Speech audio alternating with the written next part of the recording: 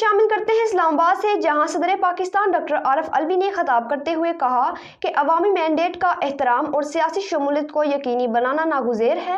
عوامی مینڈیٹ کا احترام کرنے کی ضرورت ہے۔ افسوس ہے قابل افراد کو سیاست سے نکالا جا رہا ہے۔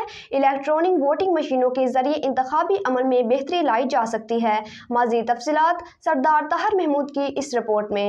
صدر مملکت ڈاکٹر عارف الوی نے کہا ہے کہ عوامی مینڈیٹ کا احترام اور سیاسی شمولیت یقینی بنانا ناگزیر ہے۔ عوامی مینڈیٹ کا احترام کرنے کی ضرورت ہے۔ افسوس کے قابل افراد کو سیاست سے نکالا جا رہا ہے۔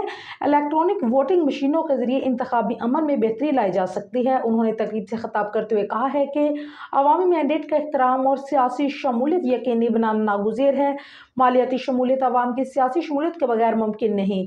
کیا آپ سمجھتے ہیں کہ ٹیلنٹ ایسے ہی آ جاتا ہے؟ اتنی عمر میں لگا رہا کہ تم سیاست میں آؤ، لیکن اب سیاست میں کون آئے گا؟ سنگاپور، دبئی کو زمین سے کچھ نہیں ملا، لیکن سادہ لوگوں نے درست فیصلے کیے۔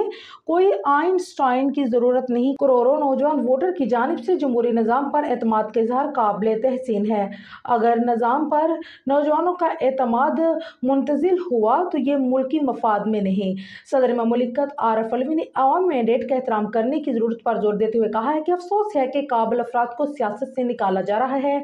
عوام کو ترقیاتی عمل سے باہر کرنے سے ملک پر منفی اثرات مرتب ہو سکتے ہیں۔ صدر مملکت نے ملک میں سست فیصلہ سازی اور قیادت کے فقدان پر تشویش کا اظہار کیا۔ انہوں نے کہا کہ پاکستان کی ترقی اور خوشحالی کے لیے اچھی قیادت اور بروقت فیصلہ سازی کی ضرورت ہے۔